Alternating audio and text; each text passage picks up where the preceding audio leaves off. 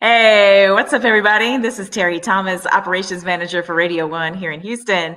You are here right now for the Leaderboard, part of our Who Got Next platform, powered by Remy Martin as we team up for excellence. So let me break down the platform for you. So a lot of times, local artists, unsigned artists trying to get feedback.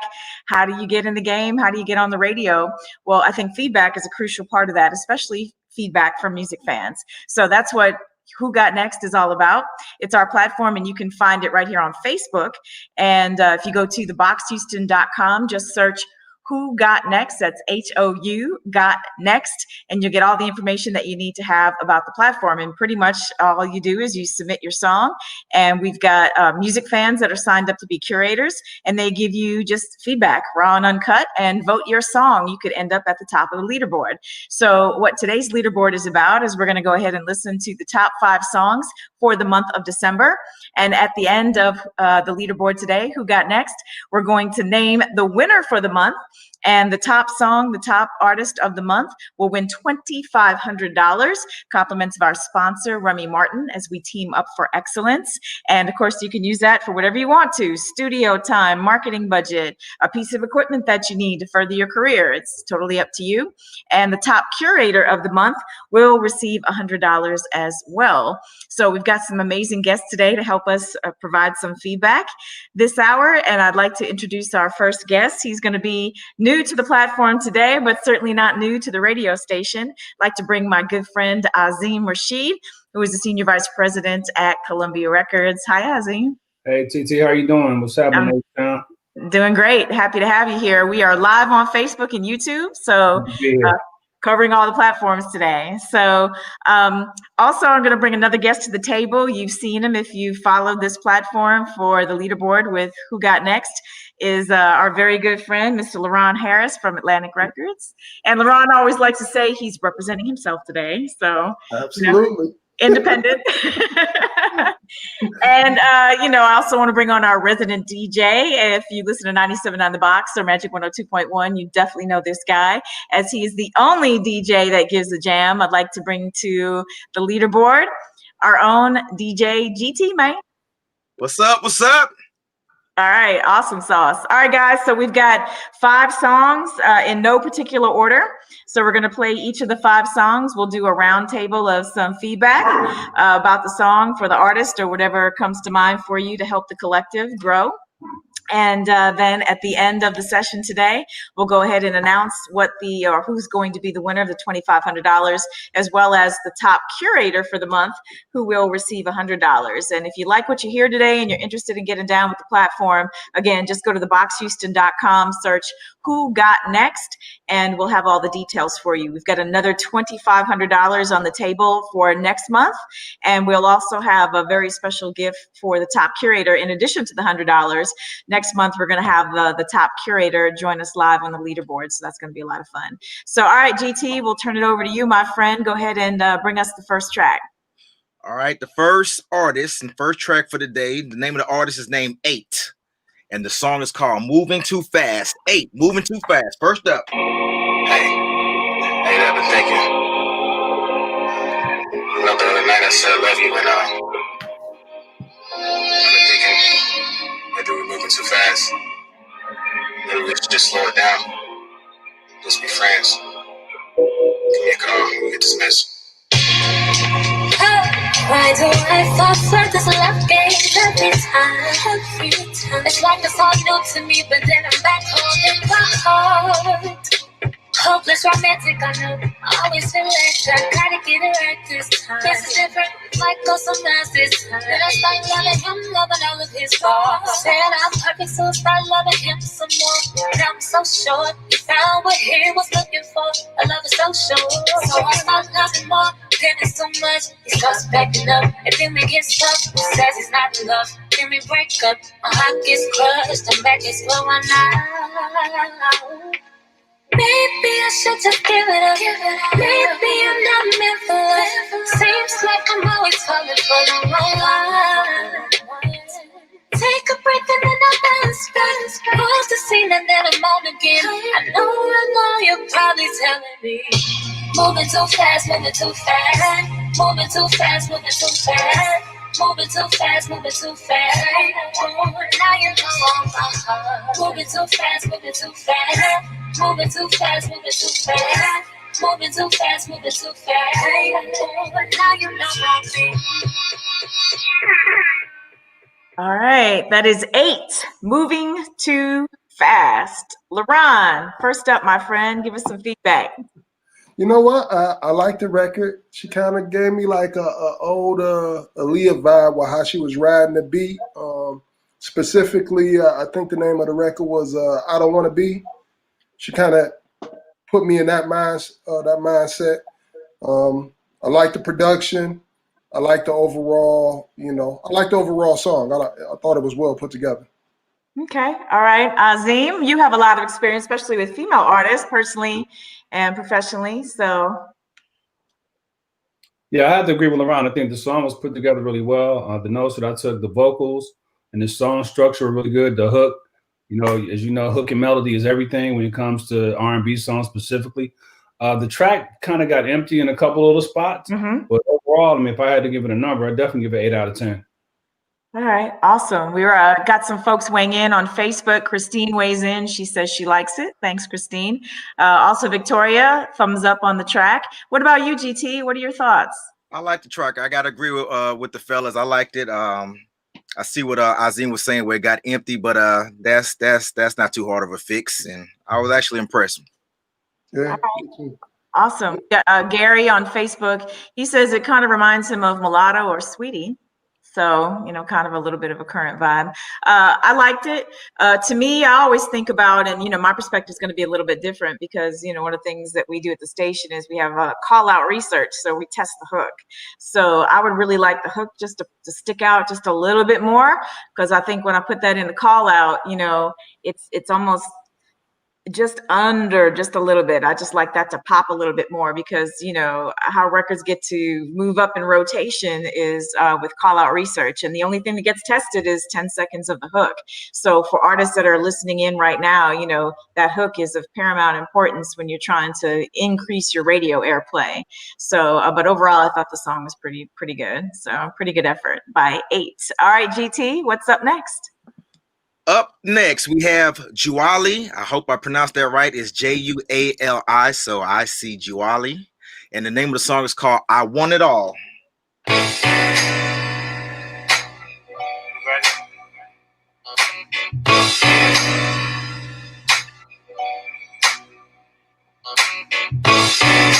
it to him. Yeah, come on. Juwali! I want it all, cause they said I couldn't have it, cause they said I couldn't have it. Is it from the start? Then I can almost grab it, I can almost grab it. How can I imagine? I want it all, cause they said I couldn't have it, cause they said I couldn't have it. When I slept I came, I used to hustle kick-ass reaches the pouring rain. It got boring, so I started bitches some cane. Started getting some flame. Shit I never before. Now she giving me brain. I was rolling with Deacon, Mayne, court and flip. 540, 10 blunts on my strip. Got my first time for rent. This lucky told me out the low. Yeah, they gave him life cause he wouldn't slid. This is street code, we live by it, die by it. I want it all, cause they said I couldn't have it. Cause they said I couldn't have it. This is from the start, then I get up with scratch. I can almost grab it. I can imagine.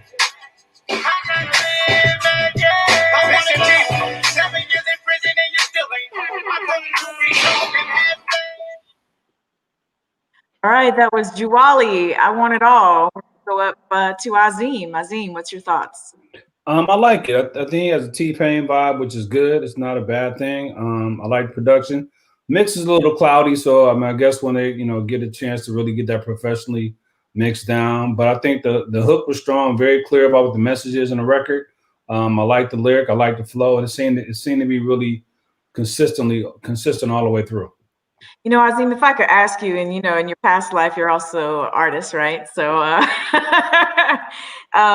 you know, one of the things that we seem to come up against a lot is like muddy in the mix and things of that nature. Can you explain for people that are just, you know, checking in, what exactly does that mean? Because we find that a lot of artists don't really understand the concept of, you know, up and coming, not necessarily understanding mixing and mastering aspect of the game. Well, like you mentioned earlier, the artist 8, how I think LaRonn mentioned how she was right into the track. And so when you're mixing a record, you don't want your vocals to be too high, too low. And the same thing for the drum tracks, which I think especially for hip hop artists, we love to be really heavy on the bass. And when you have a good mix, everything kind of comes together. And when the mix is cloudy, either the high and the low, they don't complement each other. And Right. so what happens, they wind up canceling each other out. It just sounds like garbled a little bit. It's almost like when you're on the phone with somebody and you really can't hear them.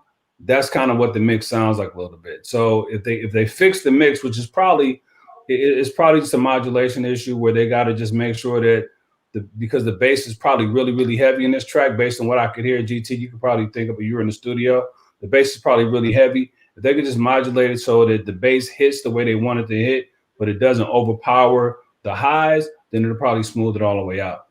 Okay, good information. What about you, LaRonn? Juwali, I want it all. I'll start with the mix and the master. I didn't know if it was my monitor or if, you know, I just wasn't hearing it properly. But, you know, they definitely need to get the record mixed and mastered to second what you all said.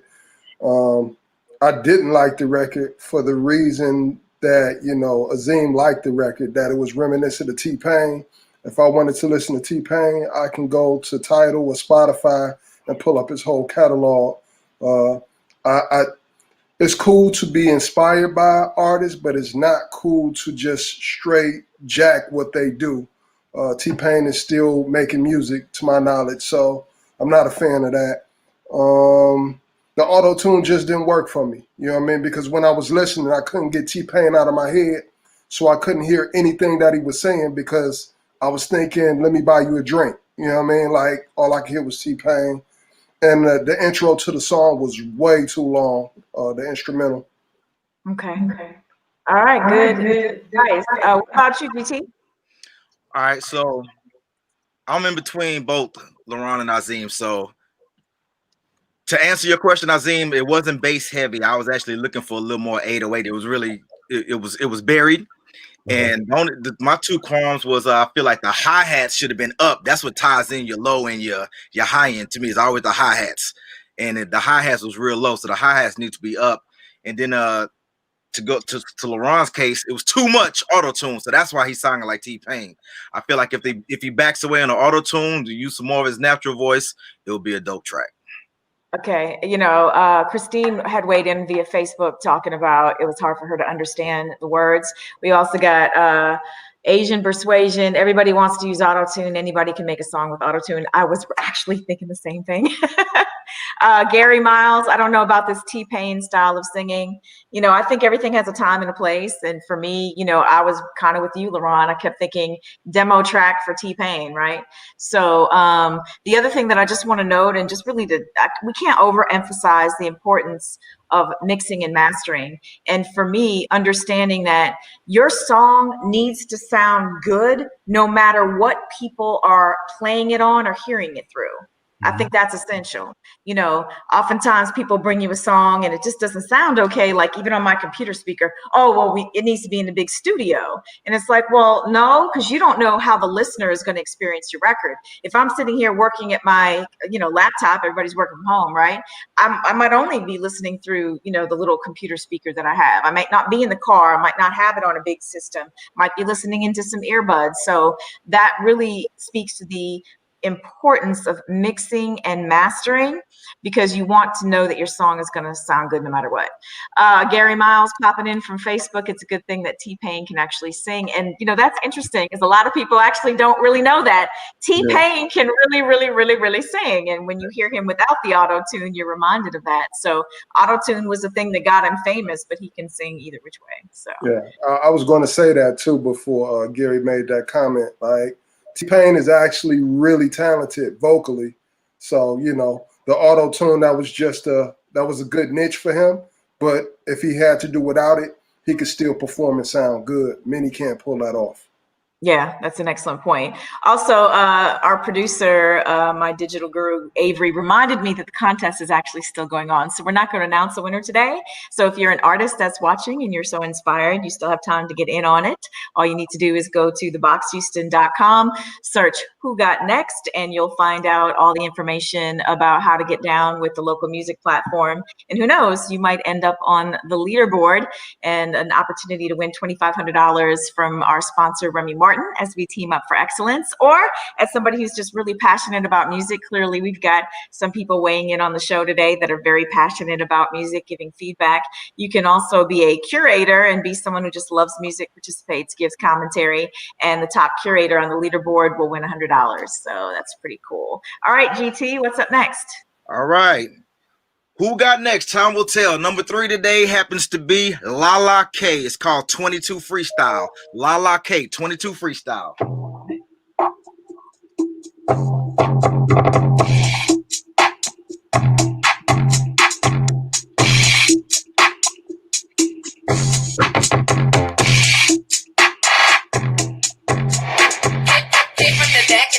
I'm trapping, beats on the dab and I'm laughing. Taking control, now I'm driving the boat. She on the pole, but she don't want to vote. Ice on me froze, so I'm wearing a coat. They talking records, I swear they be jealous. Not fucking with grudges, but I don't forget. Didn't have shit, I ain't blaming the bitch. Hopping the beam when I'm mad. I gotta get me a bag. I'm tripping if I give a fuck about opinions. But on they neck till I get to the millions, bitch. They said I'm bloated, probably promoted, divinely devoted. Pushed to my limits, but I never folded. I'm probably a problem. You probably a upset. Out of con, got me a bottle, I drank to the bottom. Wanted a rob and I found me a clown up in Gotham. Drop me a rack when I'm shot. Give them the bird if they watch. I got the shit in the bag, don't wanna brag. I got a beat and they mad. I told them chill and relax. They want a book but I tax. You know that I'm with it. Got me a coupe just so that I can whip it. You don't want the problems, I get it. Finna drop racks and fly back to the city. Bought me some money that told me I'm pretty. I might be goofy, you know if you knew me. I really don't act, but I made a few movies. Couldn't play poker the way that you bluff. We can tell it. I'm smoking my weed. All right, Lala K, the 22 Freestyle. Yeah. Okay. Excellent. All right, Azim, going to you first. Well, one, she can definitely rap. I don't know if you had any criteria for the submissions, but she needs to know her audience since this is a radio contest. She should probably have done a clean version of the record. I heard a lot of old drum sounds. I know GTU do a lot of production. So I heard a lot of old drum sounds. I don't know how that would go over today, especially in the club. But I thought it was just okay. I mean, she can definitely flow, but I didn't really hear a theme that made me feel like this was like A1. I mean, probably a 5. It's average, which is okay. I think that, one, the track should be updated. Absolutely. She was riding the track really high, so the mix is definitely off. And like I said, as far as the subject matter, I didn't really feel any substance there. All right, what about you, LaRonn? You know, kind of to echo what Azim said about, you know, the subject matter and the mix on the record and the outdated sounds that the producer used to create the beat. But outside of that, I just don't think there is room for another Mulatto or Sweetie in rap right now. Like, yes, she can rap. She did, you know, ride the beat well, but I think she needs to find her own voice because that lane is already filled currently. I mean, you can only have so many people doing the same thing. And I don't know if she has the budget that they have to you know, push her through the cracks.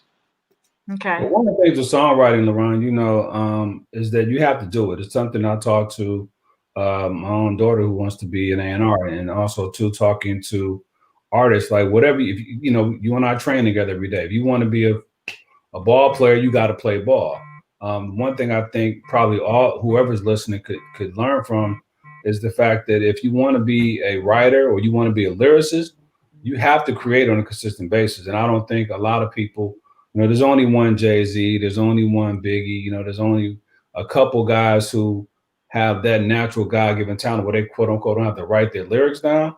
But if you want to be a lyricist specifically, you're talking about hip hop, you have to write, you have to rap, you have to do it time and time and time again. And I think that's part of a generational issue we have right now, where people just think that they can just get on the microphone and spit whatever is on their heart, and that's not real. You know, you need to read, you need to be up on current events, you need to know history. Like, you really have to pour, you know, subject, in order to have subject matter content, you really got to pour some time into your craft. But writing consistently is the number one thing. And listen, you're going to write 1,000 whack rhymes to get that one dope song. But you have to, in order to, when you and I are talking about having some content that makes sense, you got to do it all over again. And I think these freestyles, a lot of times, are just, you know, we say off the dome, which is, you know, what probably battle rapping is about. But I think that when you're talking about making an actual song, even if it's considered a freestyle, you really got to write that thing out and write it multiple times to make sure that you have something that's consistent in terms of continuity of the subject matter and what you're trying to get across. Yeah. And then I think a lot of newer artists, they got to realize that most consumers are getting sick of the same subject matter. Mm-hmm. So like you can't try to justify your laziness or lack of creativity by, oh, this is a freestyle. Mm-hmm. Well, you know, when you put that freestyle out, don't be upset when you get crucified. Yeah. Excellent point. We got Pops Bird popping in from Facebook. He says, all I'm gonna say is content and the lack of. So I guess, LaRonn, that really speaks to your point, right? So that people are getting a little weary of the sameness. Also, we had, I think it was Christine who popped in and said, you know, nice beat, nice flow, came straight with it, but yeah, it was okay. You know, it was like a 6. So we've got some curators in here. Definitely encourage you to also share your feedback. Just want to reintroduce the panel today. We've got Azim Rashid, who's the Senior Vice President at Columbia Records, my good friend LaRonn Harris, executive with Atlantic Records, and of course we got GT Mayne, the only DJ that gives a jam, who is our DJ and artist and also commentator today. So GT, what are your thoughts on the track? I like her, but not for that song. In other words, I feel like she can rap, and with the right producer, she has the confidence. I can hear the confidence in her voice that she can make a hit, because I know right now I'm playing way worse female records in the clubs, and there are a whole lot of female records out there right now. So way worse.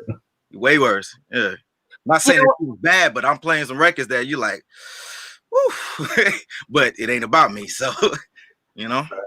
Well, I mean, I think though you're making some good points though, right? So right now, like, you know, and it's unfortunate, and being like a lady here, let me just say it, it's unfortunate that we have to even say, well, this is a hot time for women, because to me, any time should be a hot time for women in the game. But there's a lot of women that are in the game and get some play, but there is a lot of sameness. Right. So, and I get it, because you see somebody who had some success, like a Megan, for example, you know, cut through, broke through. And so there's a lot of imitation, because a lot of people feel like, okay, well, Megan's got the roadmap for success. Well, but you don't have what Megan has. And I'm not talking the aesthetics either. You know, Megan, her hustle, her grind, her whole whatever. I mean, that's a whole generational family thing with her mom and the influence there, and, you know, just the way that she put it all together. But that doesn't mean that as a woman that you can't be successful, but it's about finding your voice and what you have to bring to the table that might be just unique. Because it's just unique to you. So I do feel like there's a lot of duplication in the game.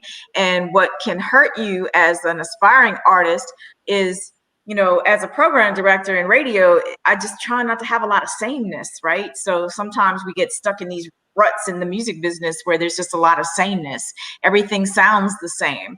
And it's challenging for artists when everything sounds the same, because then you don't become memorable. It's like, well, who got there first and was sort of the creator of the sound of the moment tends to be the person that sticks out the most, and maybe like a number 2 or number 3, but you start getting deeper in the roster of the sameness, and it's really, really, really challenging to get beyond that one hit, you know, if you happen to get it. Azim, you look like you got something to say. Yeah, I'm just laughing because it's funny, but I mean, to make it really simple, for the rappers, you want that ugly face moment. You want that, ooh, did you hear that?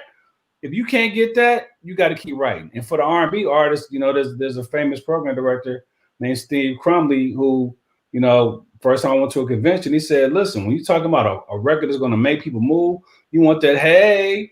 So you either going to have the hey factor or you're going to have that ooh. You ain't got either one of those. Keep going.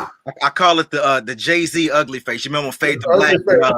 Was it Timberland? I think. He was like, right. Yeah. So you either need the ugly face or the hate factor. If you don't have one of those, keep going. And then let me add to that. So you got Cardi B, you got Megan Thee Stallion, you got City Girls, you got Sweetie, and you got Mulatto. There's not any room for another artist to talk about the same stuff. It's just not. You know what I'm saying? So if you're an aspiring female artist, not to be that guy, you got to find something else to talk about, because I think it's safe to say that they have that sold all the way up. Let me ask you a question. And this is something I want to know. This ain't nothing to do with the artist per se. Right. So as a female artist, let's say if she says, all right, you know what? I don't want to be like everybody else. I'm not going to rap about sex. What should she rap about? Her experience. And that's my thing. Like, we act like the only experience that's relatable is, you know, I got the best sex. I can do this. Like, dude, Lil' Kim did it. Foxy Brown did it. It's already being recycled. But there's so many other things to talk about that's relatable. You just have to tap into your creative side, and you have to write, and you got to practice writing until it's something that's dope enough that's consumable, that people will want to purchase. But it's so easy to just walk in a booth and say, I'm skilled at this. Give me a bag. Give me your bag. Like, man, that's tired, bro. It's tired. I'm sorry. Azim. There's going to be imitators in every craft, and every generation is going to go through this. It's like once NWA broke through, everybody wanted to be gangster rappers. Like, this is not a new conversation that we're having. But to be the 1 out of 10 that breaks through, you got to let your experience live. And one thing we always talk about, Terri, is authenticity, right? I got to believe it, you know, and if every trapper was trapping, if every gangster was gangster, and if every, you know, female, I don't know what to call it, but every very ensembled female was doing all those things, the world would be the shame. So you really got to get the authenticity out. And I think people just are in a rush to get that moment that they don't let their experiences live. And you got to go through some things to be able to talk about some things. Like, it's cool to say, but to LaRonn's point, if they all sound the same, it's just like, well, insert artist X. I can put Megan on. I can put any of the artists on just to do it. And I think it just takes time. And these artists, they don't have the foresight to really think about, let me really put this time in and go through some things in order to get my message out properly. Just want to recognize Anthony tapping in on Facebook. At the end of the day, like GT said, I'm playing worst records, which means get a budget, build your following, build a team with the proper connects. I mean, I do think, though, it does start with the product. I think it is about the product. Also, you know, and again, just being one of the ladies, there's definitely some lady curators that are popping in on Facebook, and definitely encourage everybody who's watching, you know, let's everybody weigh in, because this conversation is going to help people. And that's ultimately what the platform is about, right? But I think too, as a woman, it can be a little bit challenging for me, because, you know, I see people putting women in just a very small box. Like, you know, if you don't meet this aesthetic as a woman, if you're not the voluptuous, the top, bottom, you know, and the voluptuous lady, and you can work your thing however you work it, is there a place for you? And I think that it's, you know, like, I celebrate all womanhood. So if you're proud sexually of who you are and your own and your sexuality, I'm not mad at you for it, but I just would encourage and say, hey, let's put some stuff out there that really shows the roundness of what we have to offer. Because I think in life, you teach people how to treat you. And if that's the only thing that's coming, you know, for ladies right now, it's this narrative. We're teaching people how to treat us as women. And I do think there's a deeper meaning to that, you know, for sure. And then, you know, the people say, well, you know, there's artists out here that talk about stuff that's different. True, but are you making hit records? And I think people get confused as to what a hit record actually is. Hit record has to sonically sound like a hit record. Like the lyrics, like Kanye West did Jesus Walks. Nobody was doing Jesus Walks on a rap record and trying to bring that. And this man had a top record talking about Jesus on all the hip hop stations. Even when the record came out, you know, radio was like, okay, so do we play a song about Jesus next to a song about this? And how's that going to make sense? And it was a hit record, so it absolutely made sense. So, you know, talk about something that's authentic and real, but you still have to have good production and aesthetics and make it sound like a hit. So with that, GT. Can I say one more thing, Terri? Of course, tap in. What you got? This is a sensitive topic for me. But, you know, women are more than one-dimensional beings. Like, Amen. You know, God's greatest creation on this earth was a woman. So, you know, to just hear this same narrative force-fed to the young people to the point where they think that that's all they can talk about and that's all a woman's worth, I'm just not with it. And that's probably why I went so hard on that record. You know what I mean? Mm-hmm. To add to what you just said, what I was going to say, if I was an executive, I had a female rapper right now, and I'm really cultivating her, I would be pushing her towards one of my favorite female rappers, you know, back in the, you know, the 2000s, Eve, because to me, Eve rapped about subject matters that was relatable to women. You know, her best friend, you know, was an abusive relationship. She made a hit song about it, you know, and so that's I would gear it towards, like, you know, rap about more stuff that women are relatable to, outside of sex. You know what I mean? That's all I'm saying. Well, That's it. I was thinking of I was thinking of, like, you know, Moni Love, MC. I mean, we could really there is a history of women in the game, and this is the other thing that I tend to stick on too, guys, is like I always tell artists, please know your history.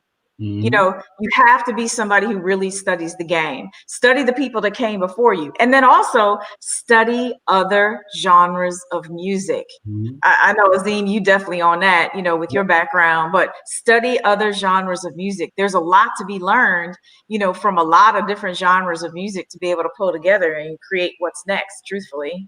And don't forget the coldest to ever do it, underrated, the Brat, B-R-A-T. Oh, man, Go no back question. and look at her first 2 albums. First 3 albums. Like Queen Latifah. Queen Latifah, yeah. Man. Even today, you got Rhapsody. So there's a way to do it. And I want to say there's one thing we can move on as far as people talking about budgets, etc. None of that matters. I mean, I think at the end of the day, if you have a hit song, you can make it on your tape deck. They really, you know, people even have tape decks anymore, right? But yeah. Leo Cohen said it best. You know, record labels don't make stars. We sign stars.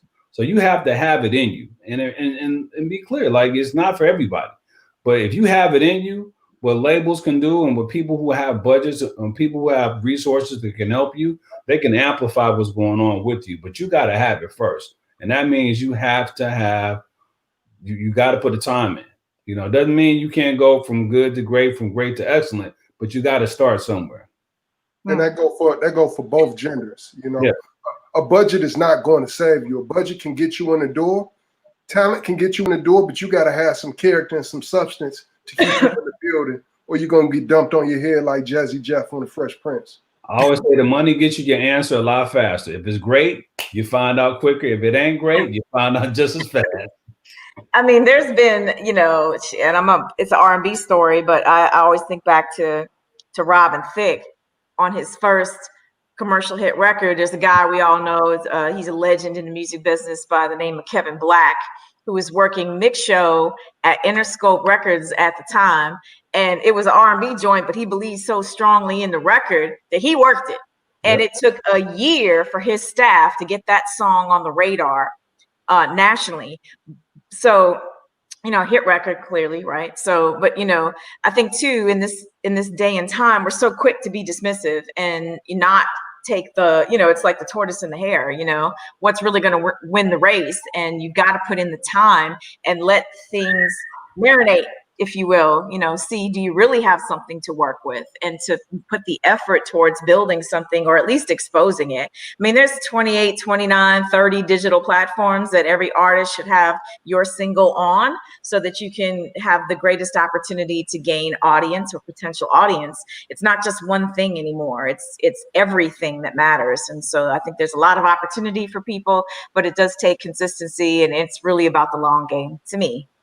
So if you're just tapping in on Facebook or YouTube, you are watching the Leaderboard, which is part of the Who Got Next platform with 97.9 The Box, and sponsored today by Remy Martin as we team up for excellence.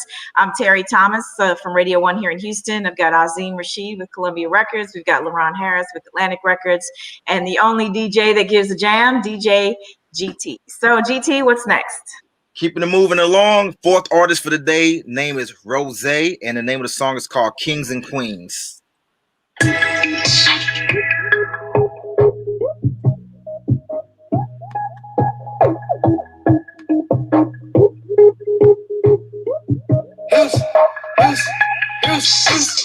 Feel like I've been diamond so long.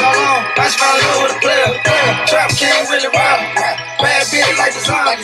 Bad bitch so loyal. I'm a spoiler. We taking trips across the globe. I was taught to never fall. Play the game, how it go. Real players get told. Real street neighborhood hero. Diamonds roll sub-zero. Play the game, how it go. Real players get told. Real street neighborhood hero. Diamonds roll sub-zero. Smoke more rocks from the wall. Yeah, she fell in love with a star. Drugs in exotic. Exotic what's wrong with me. Really make plays over her phone. Yeah. Long down, pray to made it home. Down peace, waiting on me in the throne. You can hear the pain in my song. Trap legend from the north. You can see the pain in my eyes. Trouble killer, living traumatized. Homie said he'll keep it G. Now watch it change the beat. You gotta stay down for the come up. I had to grind this summer. All of my niggas be gunners. Please don't play, I'ma burn. I got a bitch and squirt. All of my niggas, we earners. Get up the check, run up the band, run up the bricks. You know I'm the man, I flex with the bitch. Money game, we get hella rich. I keep flexing, boy, you ain't shit. Feel like I've been diamond so long. I just fell in love with a player. Trap king really wild. Bad bitch like design. Bad bitch so loyal. I'm a spoiler. We taking trips across the globe. I was taught to never fall. Play the game. All right, that is Rosay, Kings and Queens. Just a reminder for all the artists that are watching today that you have a chance to win $2,500 to be the top song of the month. And all you have to do is go to theboxhouston.com, search Who Got Next, and all the details on how you can get down will be there. And also for my music lovers, your chance to be top curator, absolutely free for you to participate, and you could walk away with $100 this month for being the top curator. So Azim, what are your thoughts about Rosay, Kings and Queens? I actually like that joint. It feels like now. I think the hook was good. The music, the track was good. Not great, but good. But the verses underwhelmed me. Like he had me hyped up. I was ready to go. And then the verses let me down. So I think that whatever time they took in getting that hook together, because it felt memorable, I think it will call out for you. He needs to put that same kind of time into the actual lyrics of the song. Again, it wasn't great, but it was good. I guess to use the word competitive. It feels like what's going on right now. Okay. And then for all of our music fans that are watching on Facebook and YouTube, feel free to tap in your comments as well. We definitely want to hear from you. You are our music curators. LaRonn, what do you think about Rosay, Kings and Queens? I thought the sound was competitive to what's acceptable today. I liked his voice. He kind of reminded me of Fujiano, Gucci Mane's new artist, vocally. I don't know if that's going to help or hinder him, but with them both being new artists. But I thought the track, the overall record was just okay. It wasn't a record that I would see as a top 15 record or a top 10 record. I think it would kind of get lost in top 50, might peak at 50, 51, and then kind of go away. All right, so explain to people that have no idea what you're talking about, peak at 50 and whatnot. To the people that's tuned in that may not understand what you're saying when you say peak at 50. I think the farthest it'll go up the chart is maybe 50 before it dies, because there's nothing about the record that stood out. Like Azim said, the hook was cool, the beat was cool, but there's nothing that I walked away after that first listening like, oh, that was a hell of a fire bar, or that connected with me. It was just like background music to me, to be honest. You know, okay. The records that you know hit that top 15, top 10, top 5, it's something about those records that connects with the masses. You know, whether it's the hook, something they say in the hook, whether it's a part of the verse. It's something about the record that connects. Nothing about that record connected with me to make me want to hear it again, to be honest. It was just like, okay, you know, that's cool. It's just something to throw in if you need a filler record to throw in, but there's too much content out there for you to throw out records that are just filler records. You competing with Drake, you competing with the Baby, you competing with Lil Baby. When you a new artist, you got to come with your A game. You can't come just okay, because you end up in mix show, and even mix show playlisting got like that for the mixers. So it's just like, yo, you really got to come with your A game, not to try to diminish their efforts. You know, they put together a competitive effort, but you got to think about the audience, and you got to think about who you're competing against. You're competing against the big dogs, and they coming with everything right the first time. Well, I think a lot of our curators are weighing well, and they're really like, okay, it could be a club song or it sounds local, like it's just okay. GT, what are your thoughts about Rosay, Kings and Queens? It was average to me, and with the title, I was looking for some real deep content, you know, Kings and Queens, and I just didn't get it. And normally when I listen to a song one time, I could walk away with one line that stuck in my head, and I didn't get that. So I just, it's average for me. Becky says, when you're at the club and that beat play, everybody going jam for it because they're drunk. The comments are crazy. Yeah. I love it. You know what? Hold on. Erica says the beat was old, sounded like a 2005 mixtape. And I that's was just about to say. I was on some Young Money 2007 with the track with me. That was This Is Why I'm Hot. That's why the beat stuck in my head. So I can tell you, I was almost on point, because that was 2006. Yeah, This Is Why I'm Hot. That's why that beat stuck in my head. That's why that boy keyboard in there, yeah. Okay, well, let me ask the panel this, you know, because the first thing, and this may be just my crazy brain, but the first thing that I thought about was the artist is named Rosay. Like, are you gonna, you know, are you setting yourself up a little bit? Because we got a Ricky Rose. I mean, you know what I mean? Like, how important is what you name yourself as an artist when you're trying to stick out in the game? That's, I mean, come on, 35,000 new singles drop every week. 35,000. And don't think that you're a local artist. That doesn't really exist anymore. As soon as you put your song out there, you're an international artist, because the internet is everywhere. So 35,000 songs. What do you think about the name even? That would be their excuse. Well, you know, I'm a local artist. I'm aspiring, just trying to do my thing. Well, while you're giving your excuse, you just gave somebody else an opportunity. You know what I'm saying? So it's just like, no one cares. You know, Master P said it best. It's all in your name. He named himself Master P. That's going to stick out. You're going to remember that. No Limit Records. That's going to stick out. So, you know, I really don't have a filter on excuses for when people say, oh, I'm local or aspiring, like you just said, Terry. Well, once you put your content on those digital service providers, you are an international artist. Now, your content may be local sounding, but that's your fault. Yeah. That's real talk. I mean, it goes back to the authenticity piece. How do you want to represent yourself? You know, what is your name? You know, and listen, when I was a rapper, I went through 2 or 3 iterations to get to I wound up on my name, because my name means greatness. So it was like, why wouldn't I want people to know that I'm great? And there's never been another one. So, you know, you got to really think about that. Your name represents you wherever you go. And so you have to put some thought into it. And listen, hopefully this isn't where the guy stops, but it's okay to build and go through it. And that doesn't work, you know. Listen to the people around you and find out, you know, what they think, or what does your name personify? Like, what does Rosay mean in this particular instance, right? We're using them. Yeah. What does that mean? What does it mean to you? What does it mean to everybody else? So.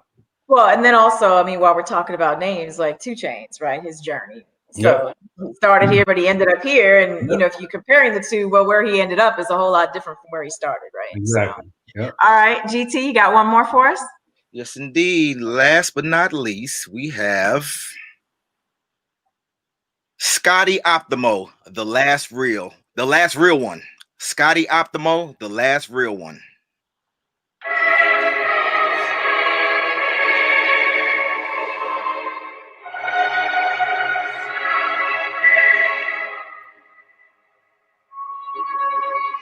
Smokey in the shit. Fuck, suck.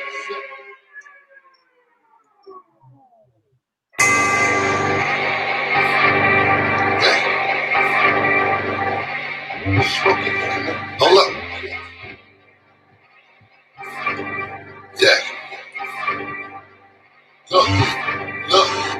Hold up. Niggas are felt like they weird. Yeah. Knowing they really ain't about that. See him alone, they get 10. But what with his niggas, he about that. Niggas is playing. No fact. Yeah. I be holding it down. Sipping the tree, won't fight back. Hold up. R.I.P. my nigga Ron. R.I.P. my nigga John. R.I.P. my nigga Ephraim. Niggas going is too soon. How do we win when we lose? Sipping the Henny a bill. Shorty be feeling my goal. After the pussy I slow. Go. Up in the bed, up in the ring. Whatever it takes to get out. Open the bag, open the safe. Whatever it takes to get out. This here is part of a plan. Much more important than man. Legend I am. Pull up, pop at your man. Murder she wrote, just cause she can't. Damn. Niggas up front like they weird. Yeah. Knowing they really ain't about that. See him alone, they get 10. Yeah. But Woody with his niggas, he about that. Niggas is playing. No fact. Yeah. I be holding it down. Sipping the tree, won't fight back. All right, Scotty, Optimo, the last real one. LaRonn. It's funny you came to me first. Yeah, I had that feeling. I'm like, I'm gonna go to LaRonn first. You got the phone. See, yo, you know, I like the beat. I'm gonna start with the plus. You know what I'm saying? I like the beat. I thought the intro, he had 2 intros. That kind of threw me off. I thought the same thing. I ain't never heard a song with 2 intros, so that was unique in itself.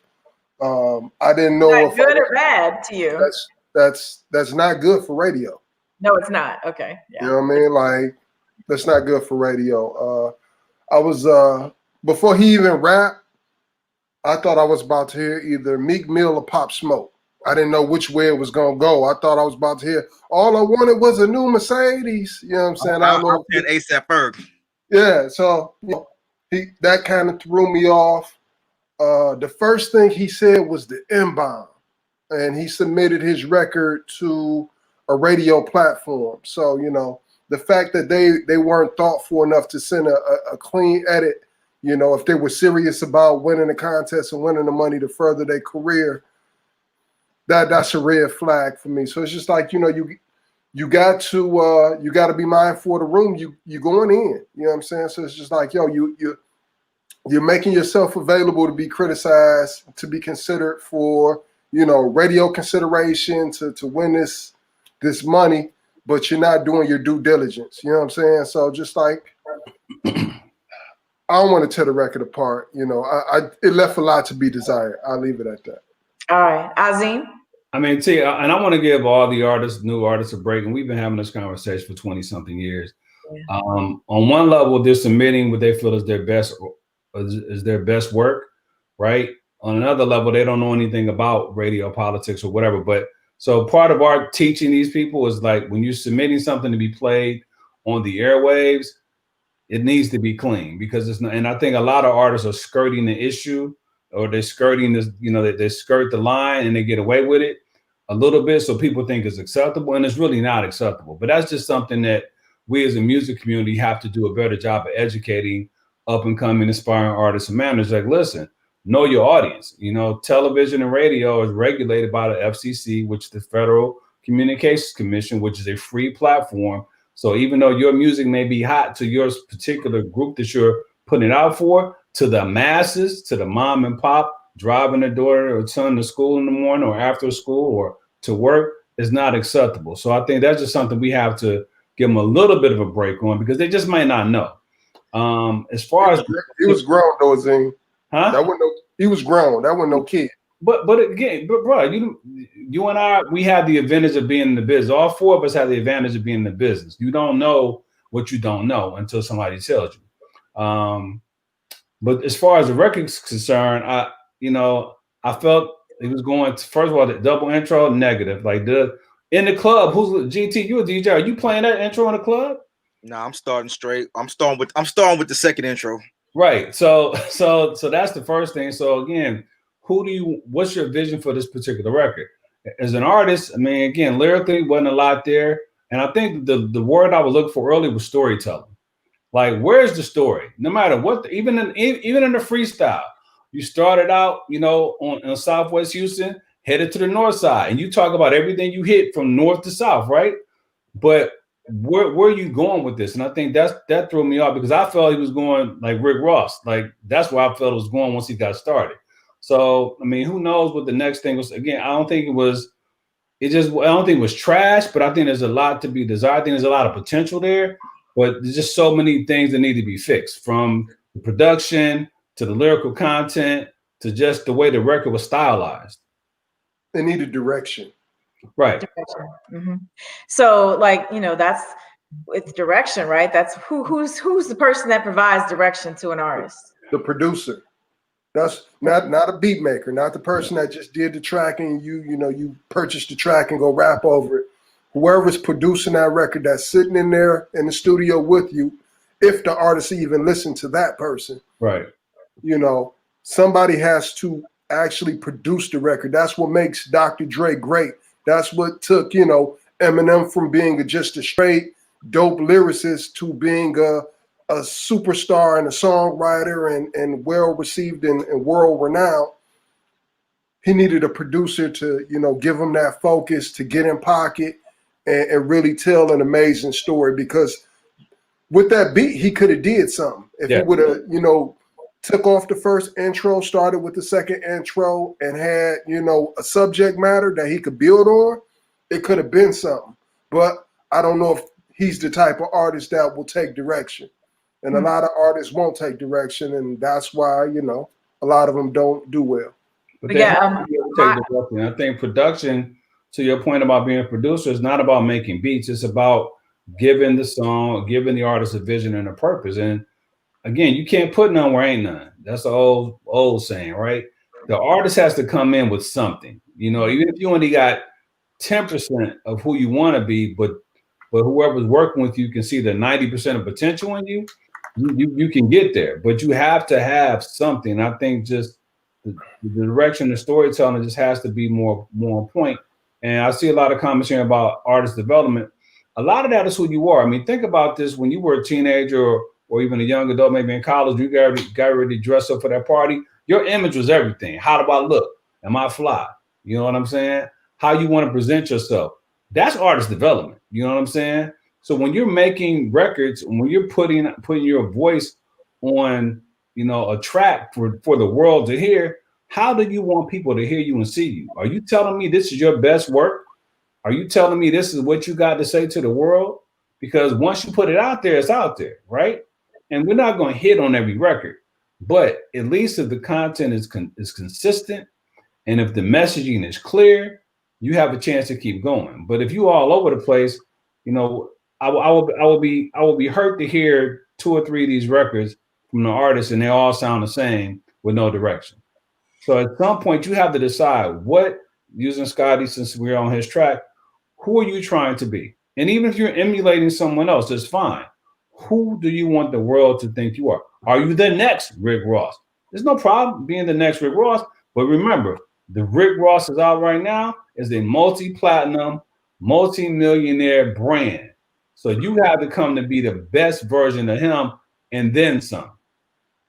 Yeah, I think it's the and then some that people don't really understand. So Pops is weighing in here. It says production, presentation, what matters. We have Myra pop in from YouTube. You know, her vibe was was like 3 songs in one. So, you know, it makes it a little bit confusing. I do want to ask you guys, if you had an open slot at the label, LaRonn or Azim, if there was an open slot and you had these 5 artists to choose from, is there anybody that we've heard today that you might take might just off the dome, you'd want to hear some more from? 8. 8? Yeah. 8. Why? Back.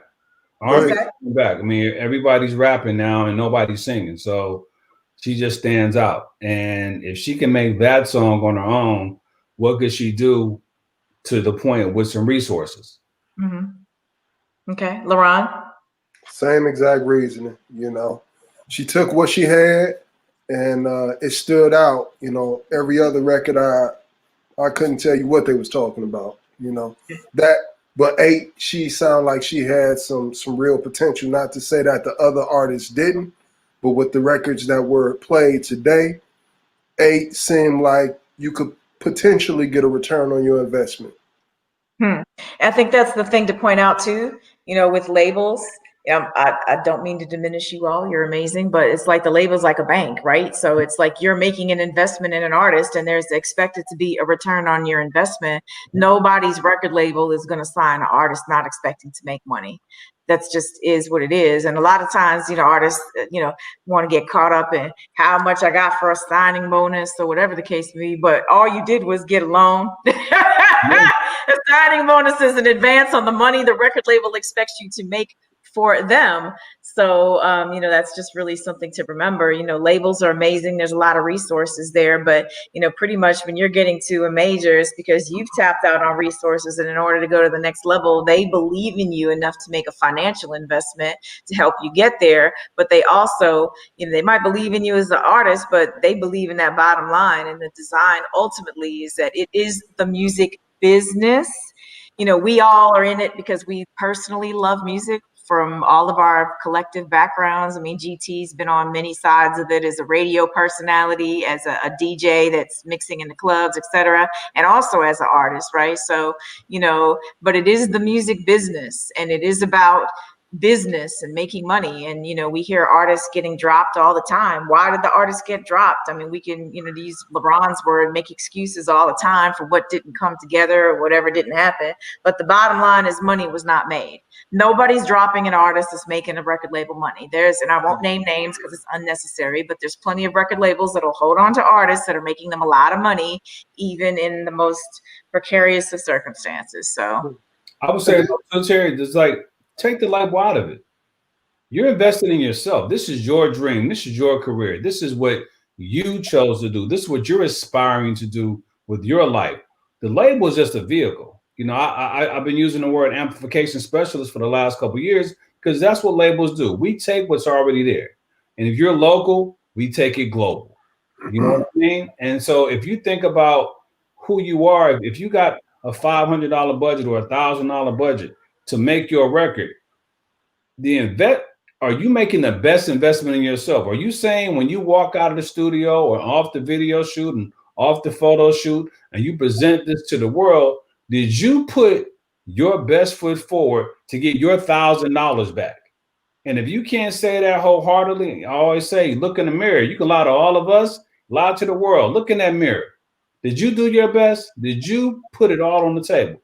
Then it's up to the world to decide if that's the truth. And even in that, it's competitive because there's 7.5 billion people on the planet. Let's just assume that 1% of those people want to be in the music business. There's a huge competitive landscape out there. And what you said earlier, Terri, like you're competing with the world. Like it's not just you. When you get in the game, it's like you talk about sports.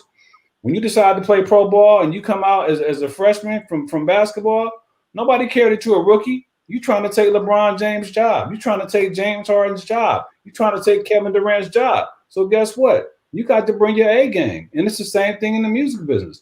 You're trying to take somebody's job. You're trying to, because there's only so much bandwidth, whether it's money, whether it's playlists, whether it's airplay, there's only so many slots. And so for every slot, when you bring one in, another one has to move on. Even on the other side, we can only work so many artists at a time. Yep. right. When you come, somebody has to wait. And I'll say this from the radio perspective and it's funny because, you know, sometimes, I mean, we've got a lot of love for each other as friends, but, you know, sometimes our agendas don't match.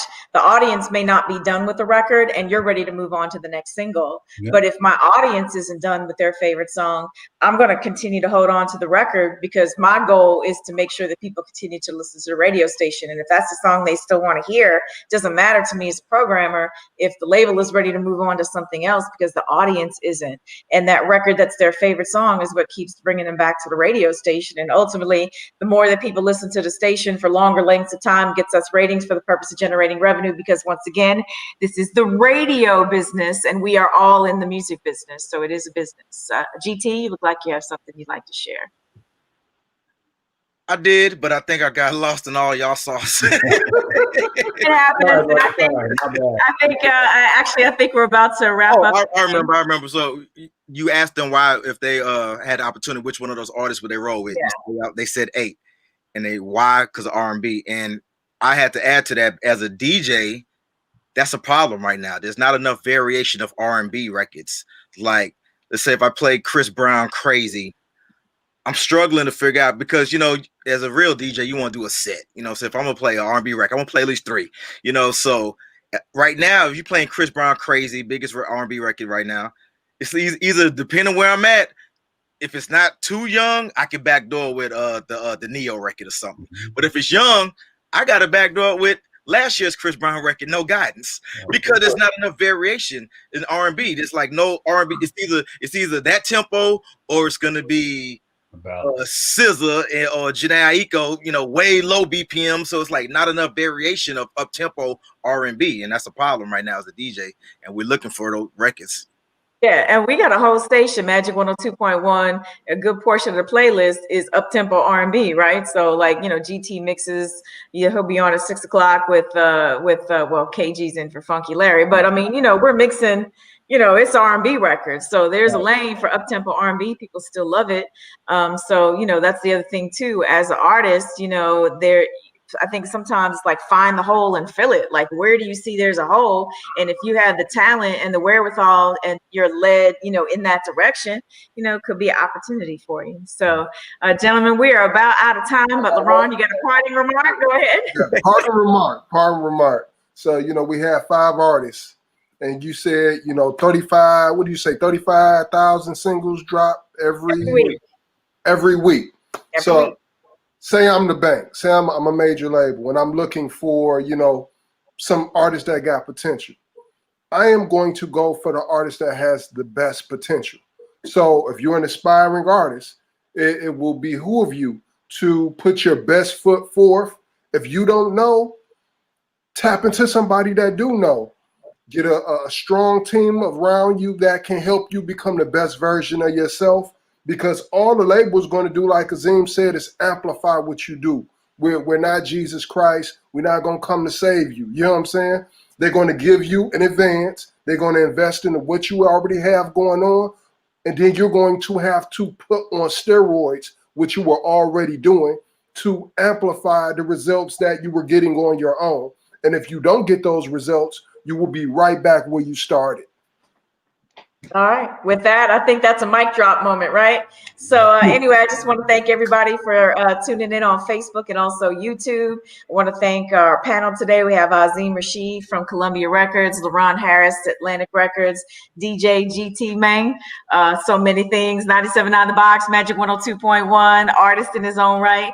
And of course, I'm Terri Thomas, Operations Manager for Radio 1 here in Houston. You've been watching the Leaderboard, which is part of our Who Got Next platform. If you're an aspiring artist and you'd like to be able to get feedback on your song, we have this amazing platform. You can find all about it if you log on to theboxhouston.com, search Who Got Next, and get details on our platform. If you're somebody who loves music, and I just want to thank all the curators for tapping in today and being so generous with your commentary, we invite you to participate as well. You can tap in as a curator and you'll be able to give your commentary and rate music.